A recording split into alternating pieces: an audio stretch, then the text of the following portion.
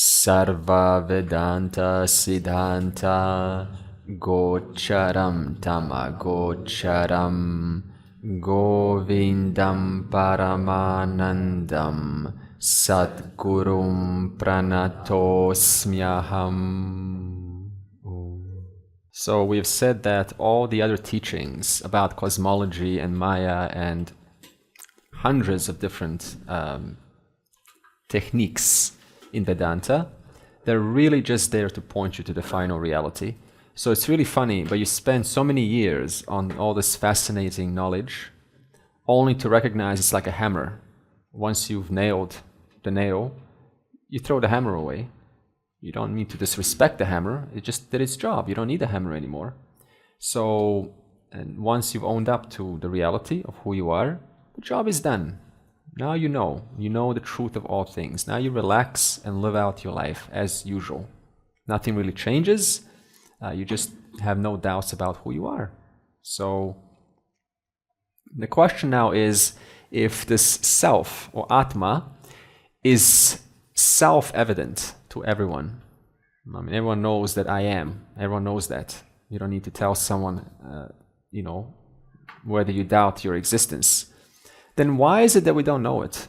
If it's so evident to all people, to everyone. Everyone says I. They start their sentences with I. So naturally they have some sense of that there is an I there, that there's a self.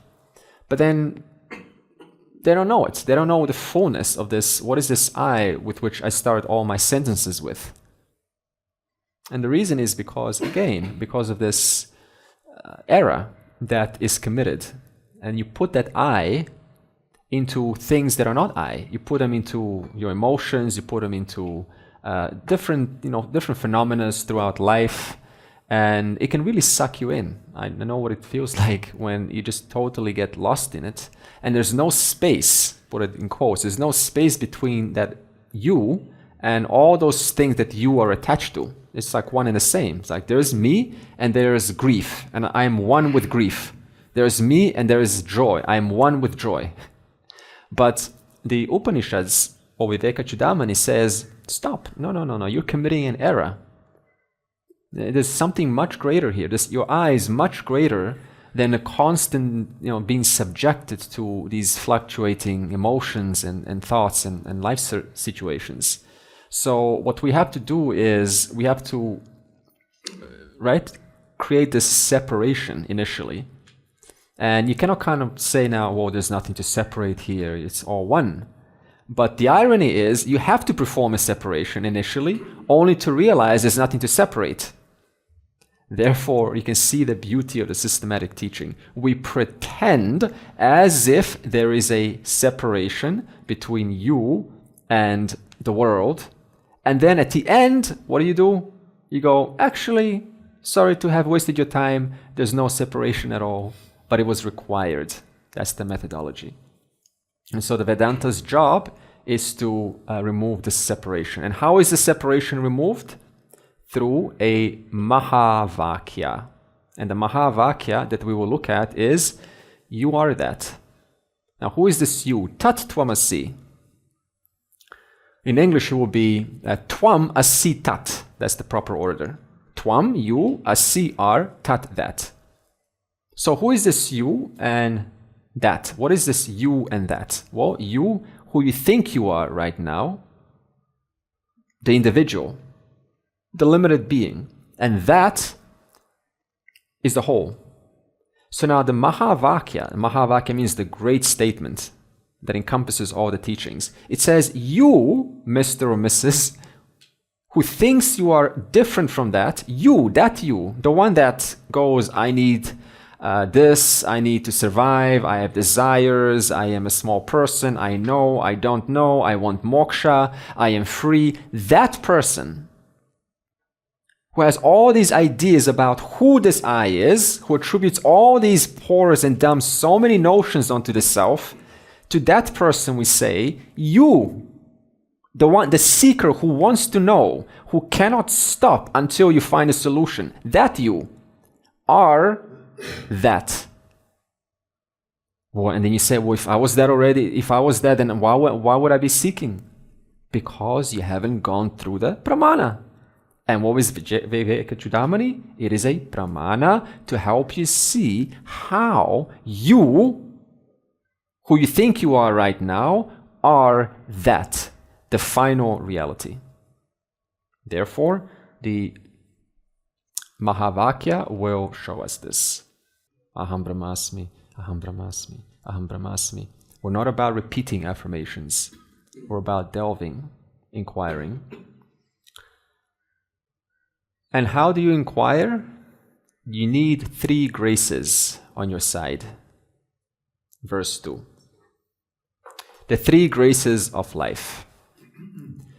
Durlabham trayam eva etat deva anugraha hetukam manushyatvam mamukshutvam mahapurushaha samshrayaha. The status of a human being, in other words, the disposition of the one who longs for freedom. So that human being who longs for freedom, being under the tutelage of a teacher, this threefold blessing is difficult to gain and has its cause only in the grace of the Lord. So there is a human being, and this human being who is born, who says I, who doesn't really know the fullness of this self, longs for freedom. Can we all relate to this? We all long for freedom. But where do you long your freedom into? One longs freedom in the body, so they want to free the body. Longs the freedom in the mind, so they want to make the mind free. This is the error. Before getting rid of this error, you need 3 blessings. The first one is Manushyatvam. That's the first blesser. Manushyatvam is a human being. Anyone is not a human being here? Okay, so this is you see, it's a very simple question. You kind of laugh, ha ha ha. But, if there were ants crawling here, and they could talk, and they could listen to us and understand English, they will go, oh God, I don't have the first blessing, I'm out. Then everything else that comes after, instantly is disqualified. So first of the first, it's so common sense, like, okay, a human being, okay, move on. But it's a big deal. There's like a queue of ants just going, oh, please, I want to be you. I want to be you, Mr., Mrs. I want to be a human being. Maybe you were an ant sometime. And now you have come into this body. And what is special about you as a human being that animals don't have? Well, you go ask a cow, please become a carnivore for a day because you got teeth, you can digest the food. Cow goes, moo. No, it cannot. The cow cannot make a decision and change its nature. It cannot go against its nature. It is firmly planted in its nature as a carnivore. And so, unlike a cow, a human being has a very special capacity, which is the ability to make a choice, to go against its pressures that it's been going for a lifetime. Those strong pressures of past conditioning, what you've been told in the family, how it is. You can go against that. But is that easy? Never. But you can. That's why we will see very soon. You need courage to break through the pressure that's holding you back. So, nevertheless, the first is Manushyatvam. Manushya in Sanskrit is not a feeling being, thinking being. So what kind of a being, what does it mean to say I'm a human being? I'm a thinking being. I'm a being with Viveka. That's the essence of a human being. What kind of Viveka? Choodamani, the most excellent of all beings. That's my nature. As a human being, I have the most excellent of Vivekas. I'm able to say no. I'm able to investigate and find the right cause and trace the cause and say, this is not for me, something else is for me. This is for me. Is that most excellent Viveka denied to you? No, because when I asked you, anyone not a human being, nobody put their hand up. Therefore, what kind of Viveka do you have a potential for? The most excellent. And because it's the most excellent Viveka that you have, you're able to attain that which is the most excellent, which is Paramanandam, which is limitless. Therefore, deny not the opportunity to use as a human being to yourself to exercise the most excellent of Viveka that you have. And what's the most excellent usage of Viveka? To discover your truth as Paramanandam. So that's the first one. Manushya Tvam. Tvam, the status of a Manushya. The second is the Tvam of a Mumukshu. The status of a one who is hungry for more. But not just any kind of more, but hungry for freedom. But not just any kind of freedom, because most are hungry for freedom, and how do they pursue that freedom? In worldly objects, of course. So what's so special about Mumukshu? Well, ordinarily, in your experience, what does everyone want?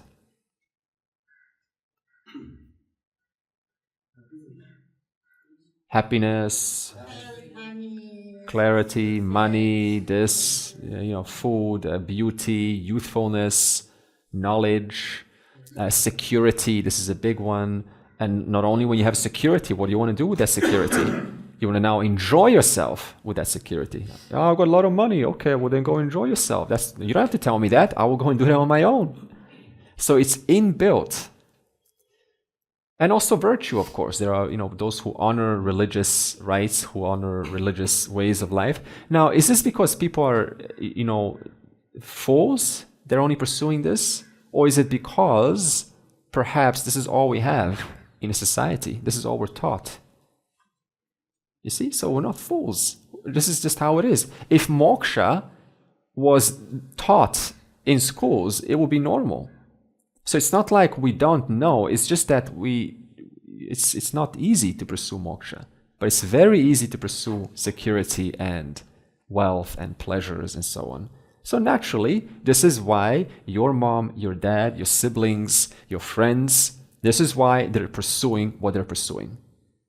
Not because they're fools, because this is what's normalized since beginningless time. It's normal. It's in the genes. Go and make yourself feel good. Therefore, we kind of sort of drop this, idea of lost souls and they don't know what they're doing and only, quote, we are, spiritual. There's no need for this. We're all like this, end of the day. You want security, you want pleasures in life. And even as a wise person, what now? Does this mean that because you're wise, you know the reality, you deny yourself of pleasures of life? You no longer want to put spice in your food now? Because that's pleasure, technically. So what? One day enlightened? No more ketchup, no more, salt or pepper or chili, no more. Just give me bland food. See? So it's not like now that you're wise and you recognize yourself as a Sparama, Ananda, suddenly, you deny yourself all pleasures. From a relative perspective of a human being, artha, security, and kama, pleasures of life, is normal. However, as normal as it is, a mumukshu starts to get suspicious. They're kind of like a detective. They go, I've been pursuing this for a long time. However, a human being has limits, don't they? How much and for how long you can enjoy. Not only that, but look at this. The amount of enjoyment that a human being has depends on the kind of childhood you had. A lot of us learn in childhood, don't be happy, or whenever I'm happy, something bad happens. So what's the point of being happy in the first place? Or we learn, just don't express yourself because people will judge you, they'll take advantage of you. So now I hold back my happiness. And all of these, this is just 2 examples. Now you multiply this probably by 50. So you got 50 reasons, 50 suppressors of ordinary human being God-given right to enjoy pleasures just by the childhood conditionings. And we don't even realize this. So the mumukshu says, so no matter how, even if I'm very successful as a person, that very success will depend on how I grew up. So no matter how I look at it, there's no way I can possibly have guaranteed enjoyment on earth. And it's not going to last because someone's going to take it away. It's not going to be a big deal anymore. It's going to become another new thing. It's like, okay, now I want more. I was just on my way to on the airport. I was listening to a Blinkist audio, the audio book summaries. And there was an author. She was a child of a mother who was a very successful author. She started this feminine movement, Taking Flight, I think the book was called, Taking Flight, on women's sexuality. So she was writing about this in 1970s, and she became a very popular figure amongst the females. And she became very, very popular. Now the daughter is writing a memoir, a book about what's it like to be a daughter of a very popular, famous mother. And she said, on the outside, it all looks fancy, but I never felt, included in the family. I felt neglected. My mom drinks. She's constantly with partners. She cannot let go of that initial hit of fame. She wants to constantly get it back. And the daughter says, having been her daughter and seeing the whole journey, fame is poison because she's constantly trying to get back to that initial hit, that initial high of fame. And because of this, she can't be happy. So it's now haunting her. Look at that. You've attained fame, which is wonderful. But what are the consequences? It leaves a scar that you're now forever trying to repair. And to repair that scar, what does the mother do then? She says the daughter, bringing a new partner to the house. The daughter's always worried, who's going to be my next stepfather? Always a new partner. Relationships, drinking. And you're successful. You're very popular. Look at that. So mumukshu comes to see, no matter what you do, here in this place, you can't win nor lose. Neither. For every win, there's an invisible loss. For every loss, there's an invisible win. So there's constant back and forth. You say, no more. Right? It's just, I can't really win-win. And thus the mumukshu says, old age, illness, and you know what it's like, right? When you hit 40 or 50 and you realize, wow, I am now that generation. Yeah. That I was like looking, I'm young. And now you realize you are that. You're the one that's taking care of your parents. And there's something inside you going, I really want to take care of myself, But then you realize, no, I've got to give something back to my parents. And there's nothing you can do about it. Because it's a natural urge to help out, reach out. And so all these things are just taking up your time and reducing the amount of just expression you can have. It's not because it's bad, it's just because it requires your time. So mumukshu comes to see the limitations of what I'm truly seeking cannot be found here. It can't even be found in heaven. Because even in heaven, you're going to compare yourself to the leader in heaven. There's going to be someone there who's going to be higher status, a more heavenly, bigger house. Because they bought the house for more punyam points. And you'll be like, oh, I'm jealous. And you go, oh, there's jealousy in heaven.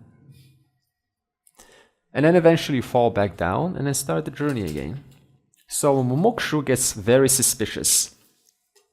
Now they want something more. They want permanent relief, permanent freedom, not temporary freedom in time and space for 5 million years. I don't want 5 million year freedom anymore. I want endless freedom, forever, forever and ever. Not bound by any limitations or hierarchy. I don't want hierarchy anymore. To go to some other place where I am one and there's others in a hierarchy. Don't want that either. So the mumukshu wants foreverness, freedom of foreverness, foreverness freedom. And thus they become obsessed. Just like someone gets obsessed over a musician or some singer, they can't get them out of their head. You know this feeling? You're obsessed over your initial, whatever it is, something that's glorious in your life, maybe a honeymoon or something. You're obsessed. Now the mumukshu becomes obsessed over freedom. Quite a thing, isn't it? I am obsessed over this thing that I call moksha. All you do is just think about moksha. Everything is in the name of moksha. That's a mumukshu. Because they have a certain, we could say, let me ask this question before saying that. What makes a mumukshu? Because not everyone is a mumukshu who comes to this recognition. What makes a mumukshu? Where did the burning desire come from? Huh? Being a seeker, but not everyone's a seeker. What caused them to be a seeker and not somebody else? Discontent. Everyone's got discontentment one of the way or the other, but not all of them. Huh? Seeing the limitations of life. That requires a certain amount of viveka. But what started their viveka if they're born in the same family with the same opportunity? Grace. And how do they earn that grace? Yeah, now punyam. So in other words, in Sanskrit we call it punyam, but to make it just one life, you have worked very hard. You used your mind, you used that Choodamani, you made the best of your viveka with the time that you had available. You saw some limitations, and somehow you started to think more and more about this. And it led you to a certain amount of, you could say, punyam, a certain amount of merit. See, punyam just means the effect of your hard work. If you work very hard in a business, 5 years later, you will have, quote, lots of punyam. And then people say you're so lucky. Are you lucky? No, you just worked really hard. Well, others didn't. It's that simple. So there's two reasons why you become a mumukshu. The first is because of unseen causes. I don't see them, I don't remember them. But of course, most of them you do remember in life. You know your own life, how you were. You were born, yeah? And then you were thinking, yeah? You were thinking about not everything, yeah? You were thinking about something, yeah? And that something was in the name of the truth. There was an order, a nice progression. So that's the first one, your past causes. The second is your conditioning. Your conditioning, or in Sanskrit we can call it samskara. Did you ever notice how you get born? Some people get born with your siblings and you are a thinker, but your sibling is not a thinker.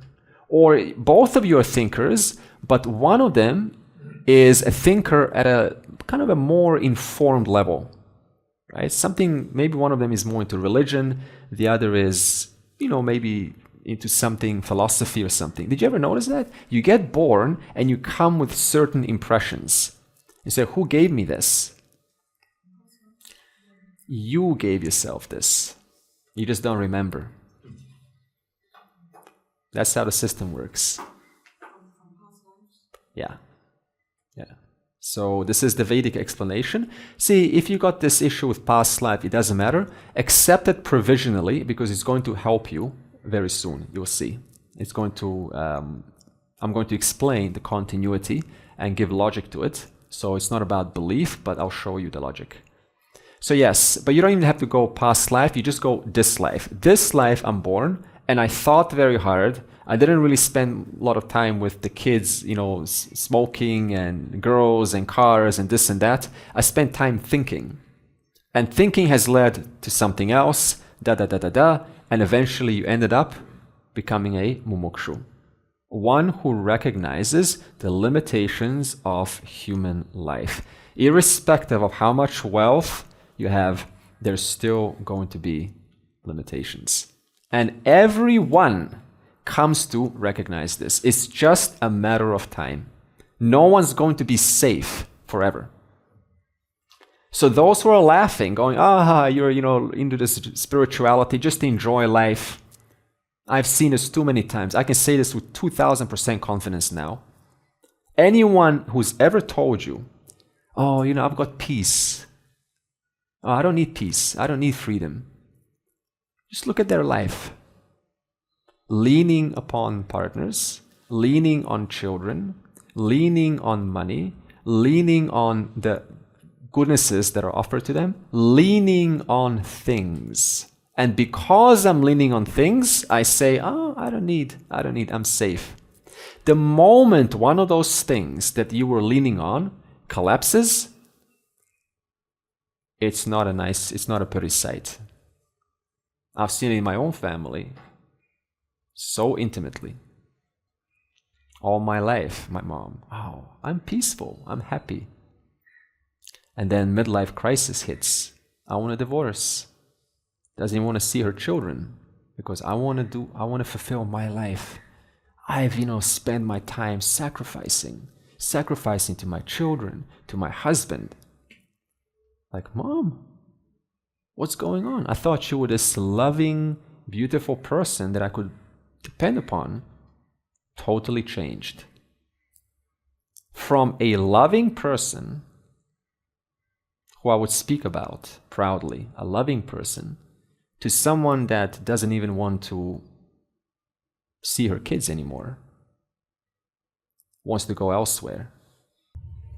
You see how easy it is to get caught from peaceful, loving, beautiful into someone that you can't even recognize as your own mother anymore. Yeah. This happens. And so the question now is, suppose you go and listen to this. Why is it that it registers for one person and it doesn't register for someone else?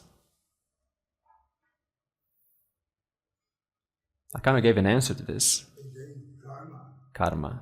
See this? Did you ever notice you put two people in a room and they hear the same discourse, and it opens up somebody's eyes, but someone else, they're just not interested. It's not for me.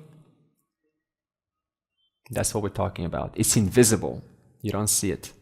Now, this mumukshu, that's not the end. Because there are many mumukshus in the world. They want freedom. But where do they seek that freedom? In action. Why in action? And also because you have been taught since the beginning. If you want something, what do? You do something. If I want something, I do something. If I want something, put an action and get it. This is normal. So the mumukshu is under the spell that if I want something, if I want this freedom, what do? I do something. So the mumukshu now engages in countless forms of what we call the spiritual activities. Of course, starting with yoga, a lot of them go with yoga, kriya yoga, of course, is a big thing. Movement, asanas, all these things are healthy, but this is where it's ending for them. So now you have to convert that action, desire for action, into desire to know. It's not something you consciously do. You don't go, okay, because for you, it's just the world of action. It comes naturally for all of us. One moment, action, action, action, and then slowly, slowly, you kind of want to know more about what is it that I want. What is this Brahman? What is this awareness? What is this that I want? And so naturally start to, action is on the side, but I want to also know. You spend more time knowing things. And that conversion, that natural conversion of maturity from mumukshu into a jijnasu, the one who wants to know, that has to take place for all. I am now a seeker of knowledge, no more a seeker of doing, no more a seeker of sadhanas, different sadhanas, but I want to know what is it to be known. And this mumukshu is not easy to give up. Why? Because everyone's been trained. Do things. If you want it, do it. So because of this attachment, it's very hard to let go. So this explains why a spiritual seeker, 9 out of 10 times, what will you see? What's your sadhana? I'm doing this. I'm doing that. It's natural. So that's the second one, a mumukshutvam. And then the third one is Mahapurusha Samshrayaha. Mahapurusha, the great person, here is called a teacher. Not any kind of teacher, but a teacher that knows. The teacher that knows, I am that reality right now. So they are a shrotriya. A shrotriya means one that is capable of taking the verses and wielding them, using the words to wield the words and pass on the teaching to the students. That's the expertise of a teacher. And you start to see that the teacher tells you this is not an external pursuit anymore. It's an internal pursuit. So it's changed from an external, out there, into entirely no more people out there that are going to save me. I alone can save myself. That's a huge transition. Until you start to see that no one out there can save you, there's no man or woman or person or object or world out there that can save you, there's no spirituality. So what's the start of spirituality? When you finally see there's no savior out there. That is the start of spirituality. When that takes place, well, it's very hard to tell. But there's some shift. There's no savior out there.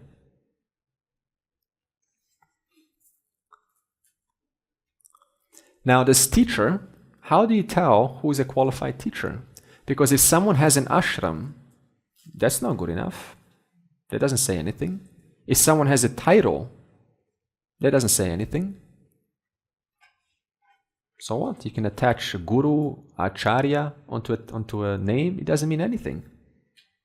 So how do you tell who is a teacher, who is a brahmanishta, the one who knows this reality and can help you? It's very hard to tell, isn't it?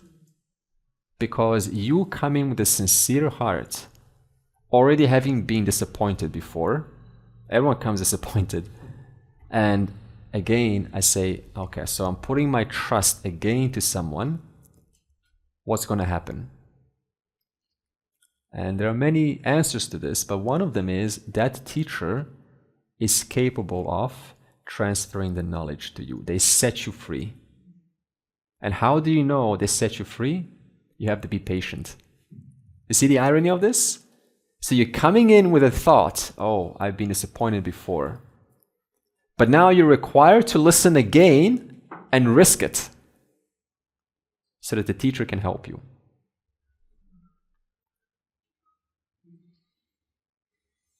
So these are the 3 graces, and what's the nature of this grace? It's Ishvara Anugraha. In Sanskrit, Ishvara Anugraha.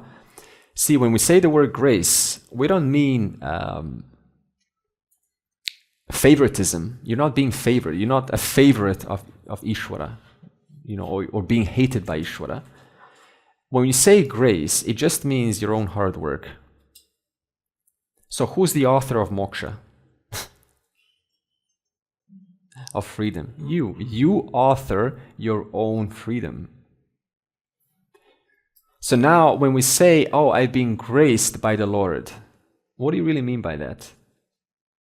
You can replace the word Lord with nature. I've simply put hard work into the field of the world. I put hard work, I thought it through well enough, long enough, I saw the results, I got the feedback, changed my responses, put a different kind of action, refined it on and on and on, until it got refined so well that I saw my life being polished and moving forward smoothly and meeting the right people and making the connections and taking the initiative and going to the right places, even though it's not easy to come here. All these things I've taken into account, into initiative, and what happened? I met someone. I got the knowledge. Something got cleared up. And that is what we call Ishwara's grace. I've been blessed by the Lord. But you've been blessed by your own actions, by the help of the Lord. You see, the Lord is what we say, the giver of results, the karma paladata. There's a nice example by Swami Shivananda. He once used an example. Someone asked him, what is God? I don't believe in God. What is this? And he used a very simple example because everyone comes with the wrong belief or idea of God. He says, take petrol in your car. That petrol in your car is God. Like, what do you mean by that? That's very simple. You put petrol in the car, and then who gets in the car? You get in the car. Now, suppose you drive drunk and you crash the car. Do you go to the court and you blame the petrol? No. You can also get into that car and arrive to a friend's or a temple and be blessed. So that's why we say Ishwara is a karma paladata. He gives the results of your actions. He doesn't interfere. It's just simply your own doing that caused a certain effect in your life. You were the author. Ishwara was just helping you get it. Ishwara just says, yes, I want to drive the car responsibly. Yes. I want to drive the car irresponsibly. Yes. I want money. Yes. I want fame. Yes. I want moksha. Yes. That's all Ishwara does. Just says yes. So what do you want Ishwara to say yes to? Because Ishwara doesn't even tell you what to say, what he wants to say yes to. You decide. But Ishwara also leaves you a fingerprint called the Veda, Vivekachudamani. He says, you can say yes to many things, and I will give them to you. But for how long will you be asking those things for? For an infinite amount of time. So I will keep on saying yes to you for an infinite amount of time, because you're asking for infinite amount of things. Or you can say, Ishwara, I want that one thing that is infinite.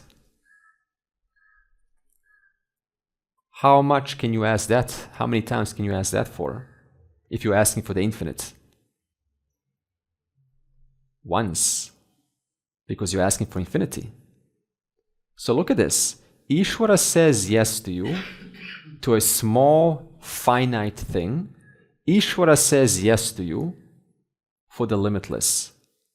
Which one do you want to ask for? Whichever it is, Ishwara just says yes. And in that sense, you get blessed. That is your grace. So having spoken about the three graces, why should we strive now? Labdhva katanchit nara janma durlabham tatra api pumstvam shruti para darshanam yahasva atma muktyayna yatena mudhadhihi saha hi atmaha swam vinihanti asad grahat. Having obtained human birth, who does not strive for his or her freedom, who is not asking for the infinite, for that one infinite, what are they doing? This is wonderful. Look at how direct this is. committing suicide. Wow. And holding on to the unreal, that which comes and goes all their life. So now, if you look at this verse, you can see three things here. The first is the human birth. So again, what are the three rare things in life, considering you're a human being? The first is a human birth. Again, you could have gotten a cow or a dog or anything. Thank God. Maybe you were. Suppose you're an animal, right? So what? Doesn't really matter what I was. Right now, I'm a human being. Let's maximize the best of it. Now that I've gotten the human birth, let's use that to the best of my ability. Let it be Choodamani, most excellent usage of Viveka. So if that's the rarity, the most rare thing in the universe, the human birth, look at this. What are the three rarest things in the universe? Human birth. Even as a deva or a goddess or some god, if you want to take that teaching provisionally, even then, you're just enjoying yourself because you've earned it. If you're enjoying yourself, are you going to ask the question, what are bigger things in life? What's the purpose of this enjoyment? When is this enjoyment going to end? Is this the kind of questions you ask yourself when you're enjoying yourself? The irony is you don't want to ask, when is this enjoyment going to end? Because that's going to kill your enjoyment. So, as a deva, you're not going to ask or inquire. You're just going to enjoy your 20 million years of heaven and come back. The second rarest, so now that you're a human being, which is the rarest of the rarest in the universe, what's the second rarest? Pumstvam. That's even rarer. A strong, independent mind. A mind that is not leaning onto things for a sense of meaning and purpose.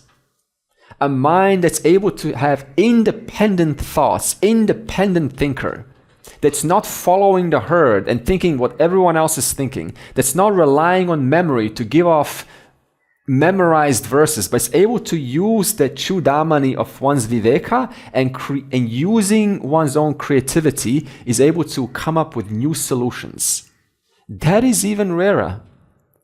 There are so many human beings, but their mind is what? Just using the same old system, same old thinking, same style, whether it's a cultural style, whether it's a family style, whether it's a university style they learn or a degree style. It's just repeating mechanical repetition. One of them said, the mother, she's very intelligent, but there's no common sense. Common sense is very rare. She can do the job, right? She can tell you the terms and very impress you. But common, ordinary, down-to-earth sense, when you're not educated, you're still able to exercise a certain amount of discretion and make the right decisions. That's not there. And this is how most are. That's why it's so rare. A pumstvam, an independent mind that's able to navigate its journey on its own terms while still keeping with a certain amount of discretion and not causing harm, of course. Isn't this true? How rare this is? An independent thinker that's able to take what they're given and create something new out of it and take it way beyond what's already presented. Give me a few things. Give me a wire, give me magnets, give me two transistor, and I'll create, let me think, a motor. That's a strong, independent mind. So if I just come into the teaching, into the Vedas, into this teaching, and I just go, okay, that's how it is, okay. That's not it. You need to be able to say, wow, wait a minute, let me think about this. Let me apply it onto my own doubts, my own life, and let me make the connections. that making of the connections, that's called a strong, independent mind. And it's not something that we sort of gain overnight, it's developed through consistent, repetitive thinking and associating and connecting it to other parts. And this is a training of its own. It requires repetition. Even if you have a strong, independent mind, and many people do, what's even rarer than that? Shruti para darshanam. The appreciation and the relevance of the Shruti. Because I can give to someone the scriptures and they have a very strong independent mind and I say, what's this rubbish? There's just simply no relevance, no connection. It's too old, it's ancient, it's gone, it doesn't apply. Oh, what is this, war and blood, Mahabharata, it's just war and blood, war. This is how it is, just black or white thinking. So even rarer that's not good enough. Just a strong, independent mind, a thinker. We've got many thinkers in the world, fantastic thinkers. Have they all pursued self-knowledge? No. I heard Nikola Tesla, I think he was doing some Vedic interests. Yeah? It's not Thomas Edison, it's Nikola Tesla. Yeah. With the Vedantic Society in New York. Really? That was him, huh? Okay. So you can see how his independent thinking, he wanted to explore different options. Having been given all these three, that means the potential is there to engage and find the relevance in the scriptures, to develop a strong independent mind, and to be born a human being. All those three are there. Everyone has that. The one who doesn't strive for freedom, despite being given all those three, what are they doing? Yeah, committing suicide. So, Saint Paul, like Duryodhana, same statement. Saint Paul once said, I do those things that I do not want to do, and those things that I should be doing, I do not. This I keep doing.